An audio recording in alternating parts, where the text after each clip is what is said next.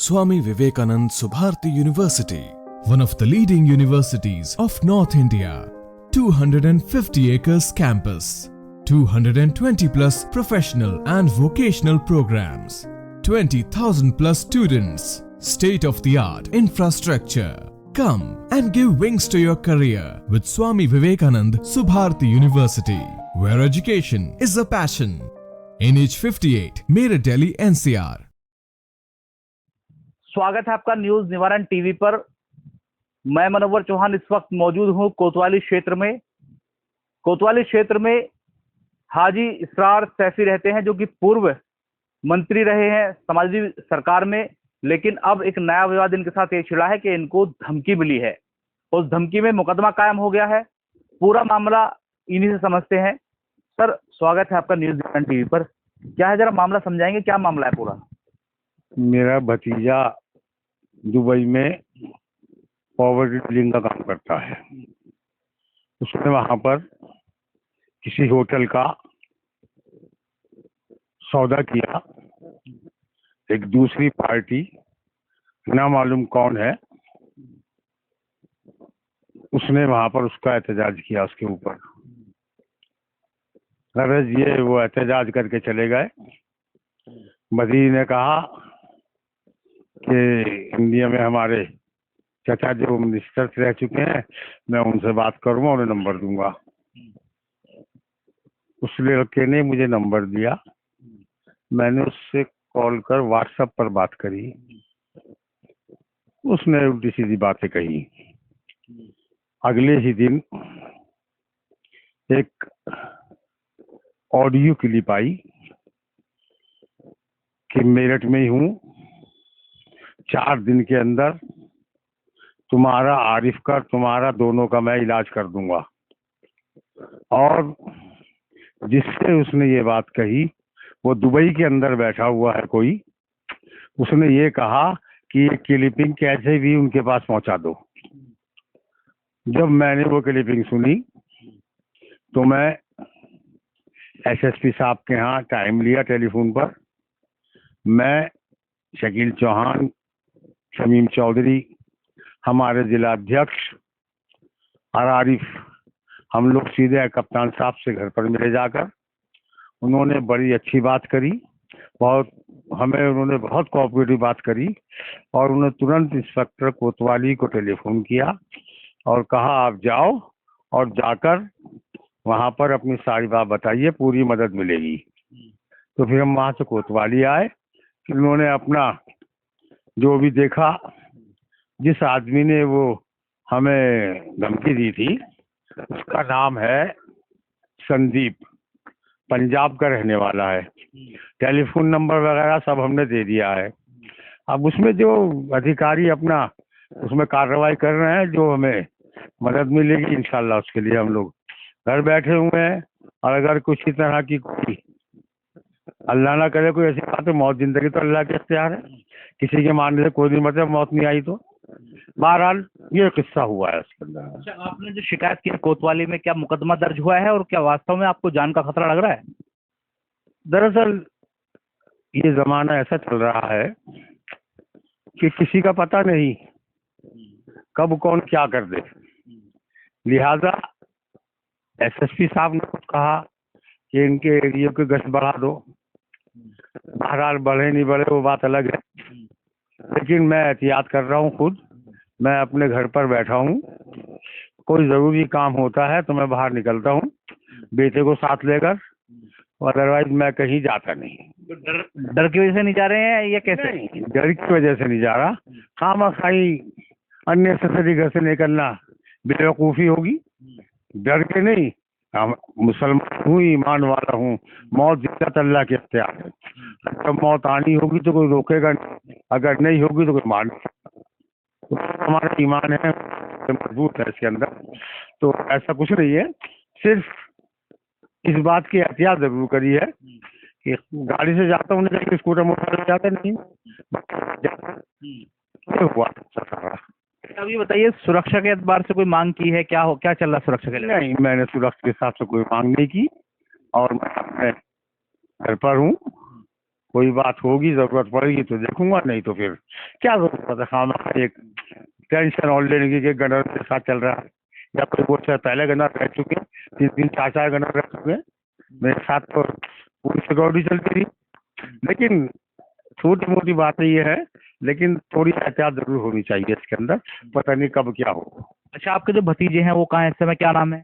उसका नाम है आरिफ, उस टाइम दिल्ली गया हुआ है, उसके वीजा के पासपोर्ट का कुछ मसला चल रहा है। अब वो आएगा तो मैं उससे मुलाकात करा दूंगा, लेकिन बस वो यही जो मैं बता रहा हूँ वो यही बताएगा सारी बात। तो क्या जो आरिफ है आपके भतीजे, उनको भी सुरक्षा के एतबार से या कोई डर, किस तरीके की कोई बात? नहीं, वो तो अब आया है, इसलिए चीज सब सुन के वो बुलाया मैंने उसे वहां से, वो आ गया है यहाँ पर। अब एक आध में वो अपने घर वहां चले जाएगा दुबई में, कौन सी सुरक्षा की जरूरत है? अगर वहाँ कोई बात होगी तो वहाँ तो हाथों हाथ रिजल्ट देती है वहाँ की गवर्नमेंट। अगर इस तरह की धमकी या कोई बदतमीजी वहाँ होगी तो वहाँ तो हाथों हाथ रिजल्ट मिलता है 1 मिनट के अंदर। बहरहाल सरकार से मेरी गुजारिश है कप्तान साहब से, इंस्पेक्टर कोतवाली सीओ साहब से, कि इसमें जो भी सत्य है वो सामने निकाल कर उसको पकड़े और उसको देखें कौन है वो। हो सकता है क्योंकि उसने बदन सिंह बद्दू और विक्की त्यागी का नाम लिया। विक्की त्यागी का उसने ये तक कहा कि विक्की त्यागी घर पे ठहरा हुआ हूँ मैं, अगर नहीं जानते हो तो किसी से मालूम कर लो इन दोनों के बारे में। अब भाई मशहूर नाम तो नहीं, जबकि विक्की त्यागी की तो 2015 में शायद या 2005 में उसको तो कचहरी में उसका एनकाउंटर हुआ था। बहरहाल बाकी तो सब। अच्छा, ये बताइए हाजी जी, ये विवाद किस बात को लेकर शुरू हुआ है? दुबई से शुरू हुआ है और इंडिया तक कैसे पहुंचा? दुबई में दुबई वालों ने उस शख्स को टेलीफोन करा जिसका नाम संदीप है। उसने वहां टेलीफोन करके उनको बताया, दुबई वालों को, कि ये क्लिपिंग जो मैं बोल रहा हूँ ये किसी तरह आरिफ को पहुंचा दो और उस मंत्री को पहुंचा दो जो मंत्री में रहता है, उसकी क्लिपिंग मेरे पास है। दरअसल मैं ये जानना चाह रहा हूँ कि विवाद कहाँ से शुरू हुआ, किस बात का विवाद है जो जान से मारने तक, धमकी तक पहुंच चुका है? जो होटल है वो होटल करीब 4-5 करोड़ का उसका नुकसान हुआ है। वो होटल हमारे भतीजे ने टेक ओवर किया था, उसके विवाद में ये बात यहाँ तक पहुंची। अच्छा, जो होटल था वो टेक ओवर किया, नुकसान किसको, संदीप को हुआ या आपके भतीजे को? हमारे भतीजे कब हुआ, वो वापिस हो गया होटल। इस बात को देखते हुए वो होटल वापिस हो गया, इसमें करीब 1-1.5 करोड़ रुपए का हमें नुकसान हुआ इसके अंदर। तो संदीप का क्या मैटर है होटल से? संदीप का कोई मैटर नहीं है। संदीप वो जो पार्टी लेने वाली दुबई में है उसका कोई कॉन्ट्रैक्ट है संदीप से। अच्छा, उसने ये तो कड़ी है, मतलब है कड़ी है एक संदीप तो। असल तो वो और भी लोग हैं यहाँ पर, 1-2 लोग हैं, उनको भी जांच जब होगी उसकी CDR निकलेगी या उसका वो कॉल डिटेल निकालेंगे, सब चीज सामने आ जाएगी। ये जो क्लिप आप तक पहुंची है, कैसे पहुंची है, कहाँ से आई? ये दुबई से आई भतीजे के पास, भतीजे के पास से मेरे पास आएगी, ऐसे ऐसे हुआ चला। ये जो क्लिप थी इंडिया से बनकर गई दुबई, दुबई से आप बनकर आप तक पहुंची? दुबई से बनकर नहीं, उसने यहाँ से। दुबई में बैठा संदीप क्या? नहीं, वो अभी नहीं पता कहाँ है। उसने यहाँ से टेलीफोन किया दुबई, वो कॉल उन्होंने क्या कहते हैं उसे, रिकॉर्डिंग की। वो कॉल रिकॉर्डिंग करके उसकी क्लिप बन के आई है। तो अभी कुछ गवर्नमेंट से कुछ कहना चाहेंगे कि कोई किस तरीके का मैसेज? नहीं, मैसेज क्या, बस यही है कि उसको पकड़े किसी तरकीब से, पूरा उसको निकालें क्या जा रहा है उसका, किस किस से मिलता है। यहाँ मेरठ में क्यों कहा उसने कि ऑटो में जाओगे जब पकड़ूंगा, चल के दिखाओ, घर पे जाके दिखाओ, सड़क पे चल के दिखाओ, बस में चल के दिखाओ। तो उसकी ये इतनी बड़ी धमकी है, वो भी बच्चों का उनका नाम लेके, तो उसने भाई डर तो जाती है, लोग इतने बड़े क्रिमिनल रह चुके हैं कि जिनका भाई है। परिवार सहमा हुआ है क्या आपका? हाँ, परिवार थोड़ा सहमा हुआ इस बात से भाई। बच्चे हैं, ये है, निकल पा रहे हैं घर से? नहीं, हाँ निकल रहे हैं, बच्चे वगैरह जा रहे हैं, अपना पोती स्कूल जाती है, तो ऐसा कुछ नहीं है। लेकिन फिर भी खुशी थोड़ी सी बहुत तो वो रहती है कि भाई माहौल खराब है आज की तारीख में। तो कोई पुलिस से बात हुई मुकदमे को लेकर के, किस तरीके को लेकर के, जांच कहाँ तक पहुंची? SSP साहब ने तुरंत आदेश करे मुकदमे के, और वो मुकदमा रात को करीब 12 बजे उसी दिन रात को कायम हो गया। और मैंने जाके उसकी चिक ले ली, वो चिक मेरे पास रहेगी, यहीं पे रखी हुई है। तो भाई इसमें ऐसा है, बस मेरी सबसे कप्तान साहब से और सबसे ये गुजारिश है अधिकारियों से कि इसको देखे कौन है। हो सकता है जरा सी कोई लापरवाही, कोई चूक, कोई खुदा न खास्ता बड़ा हादसा कर दे, इसलिए भाई मैं थोड़ा सा एहतियात कर रहा हूँ। बाकी तो अल्लाह के इख्तियार में, अल्लाह चाहे जो होगा। बहुत शुक्रिया। मेरे साथ थे हाजी इसरार सैफी, जो समाजवादी पार्टी में मंत्री रहे और अब विपक्ष में बैठे हैं, लेकिन अब इनको जो धमकी मिली है उसके बाद इनका परिवार सहमा हुआ है, डर के साए में है। हालांकि जरूरत के काम के हिसाब से निकलते हैं।